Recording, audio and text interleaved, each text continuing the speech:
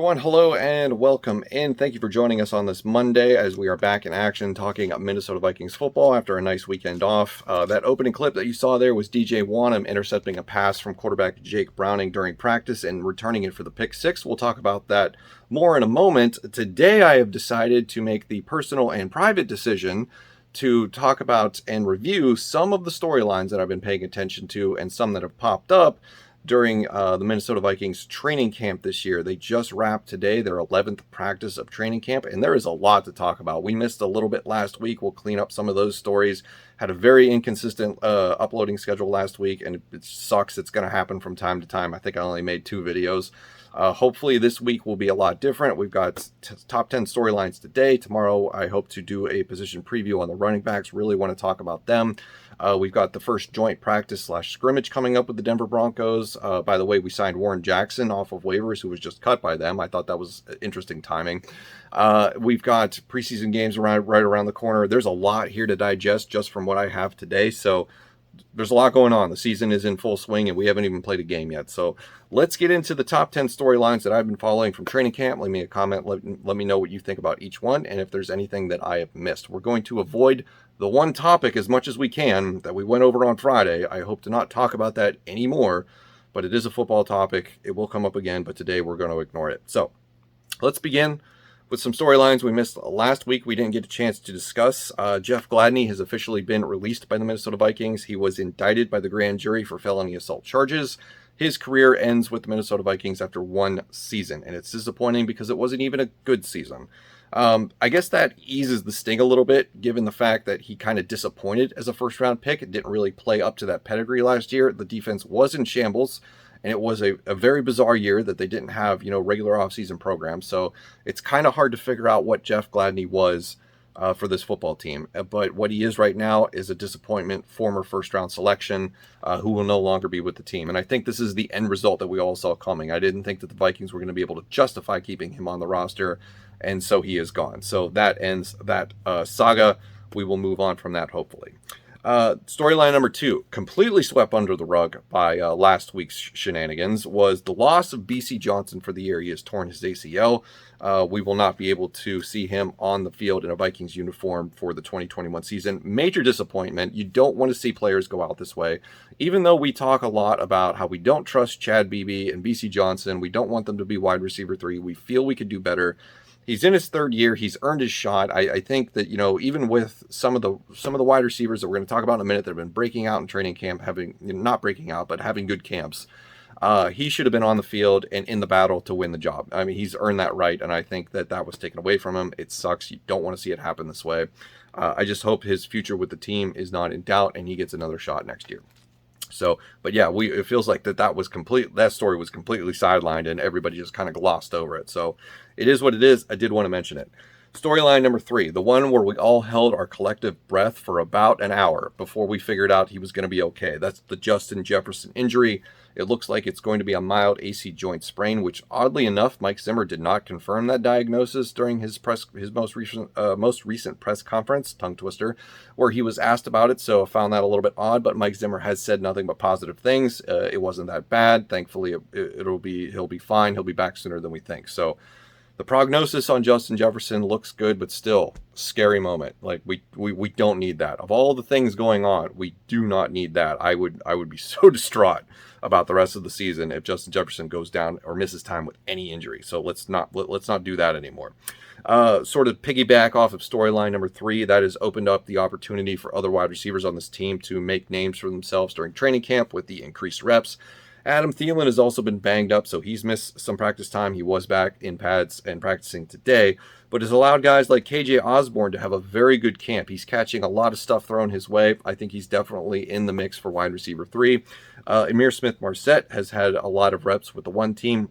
Mike Zimmer has criticized Emir Smith-Marset, though, that he needs to do better on special teams, and he could potentially be on the roster bubble to make the final 53 if that is the case, because you look at the wide receiver group that's having a very good training camp. Clearly Justin Jefferson, Adam Thielen are 1 and 2. They signed D.D. Westbrook. He's probably going to be on this roster. And then you got a guy like KJ Osborne having a good camp. Dan Chisena is even having a good camp. That leaves not a lot of space, to carry 5, 6, 7 wide receivers. So someone's going to get chopped. Ihmir Smith-Marsette has to do good on special teams, according to Mike Zimmer, to make the final cuts. At least that's what he implied. If you're wondering about D.D. Westbrook, hasn't done much, still recovering from the injury. They don't want to aggravate him in any way. Moving on, storyline number 4, Irv Smith Jr. is having a sensational training camp. He caught 2 touchdown passes today, looks phenomenal, looks the part. Really good decision to get rid of Kyle Rudolph to make room for this guy to emerge as a tight end 1. I think he's going to have a fantastic year in the red zone. Really, really love Irv Smith Jr. Next, storyline number 5.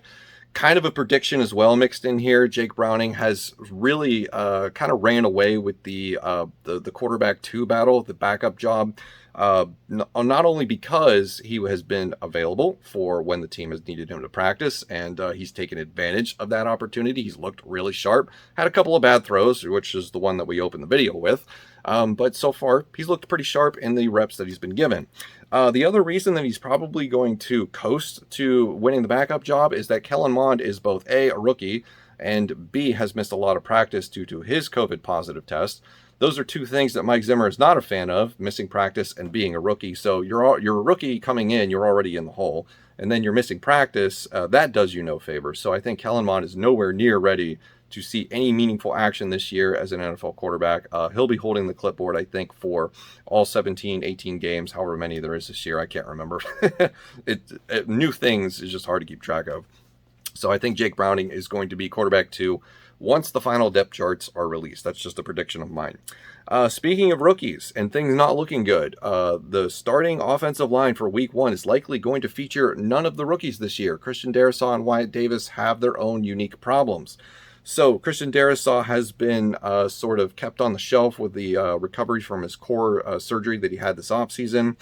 Mike Zimmer described him as, quote, taking 2 steps forward, 1 step back. So he's been in pads, he's been at practice doing individual one-on-one drills, but so far not getting a lot of first-team reps. Those have mostly gone to Rashad Hill, who looks like he's going to be the week 1 starter at left tackle, something I didn't think any of us really thought was going to happen. So from left to right, it looks like the starting offensive line is going to be just based on reps and what's happened in practice. Rashad Hill at left tackle, Ezra Cleveland at left guard, Garrett Bradbury at center, Ollie Udoh at right guard, which he's probably earned it. He's just got to, fend off Dakota Dozier for a few more weeks, and Brian O'Neill at right tackle. So you're going to not see Christian Darrisaw right out of the gate, I would predict. And then Wyatt Davis really just struggling to get reps as it is, especially with the first team. So you probably won't see him for a long time, I would imagine. Probably as long as it took Ezra Cleveland to break into the lineup last season. Storyline number 7. Kene Nwangu is fast. Holy crap, is he fast. I think he was the 2nd highest rated running back in terms of speed for Madden 22, and he's showing it on the practice field. He's burned off some incredible runs. It's all fluid. He looks the part. Solid running back group, which I hope to talk about more tomorrow. Storyline number 8, Danielle Hunter is back, and he looks phenomenal, which is a huge sigh of relief because we were all worried that that was going to be the center of attention during training camp. Is Danielle Hunter his former self? So far, yes, it looks to be the case, and that is great. Storyline number 9, maybe insignificant, maybe not, but Mike Zimmer has expressed his displeasure and disappointment with the battle for the linebacker jobs. Nick Vigil, probably the leading candidate to start for linebacker 3. We're talking, of course, the position that was vacated by Eric Wilson in free agency this past offseason. Anthony Barr, Eric Kendricks are both solidified in their positions. Anthony Barr has missed a couple practices, but he was back today. Eric Kendricks is an all-pro middle linebacker. They just got to figure out who to fill in for Eric Wilson, who is not with the team this year. We expect it to be Nick Vigil. Chaz Surratt, who was drafted, has the potential to potentially, that's a dumb thing to say, has the potential to possibly get into the mix for that job. One name I keep seeing pop up, Cameron Smith, which is one that's kind of out of left field, but keep that name in mind. Cameron Smith could be somebody that emerges with a possibility of winning that job. But so far, Mike Zimmer wants to see more from his linebackers, and who can blame him? Final storyline, we circle back to the opening clip. DJ Wanham, another guy who's having a really great camp.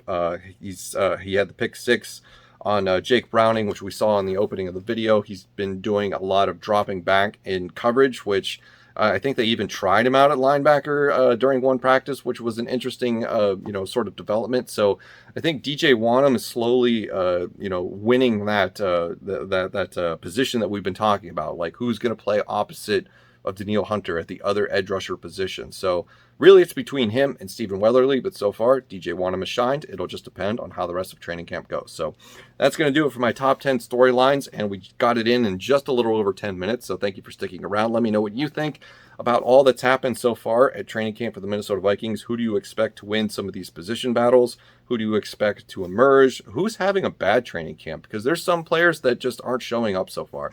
So let me know what you think. All those questions in the comments below. Thank you for watching. I will see you in the next one.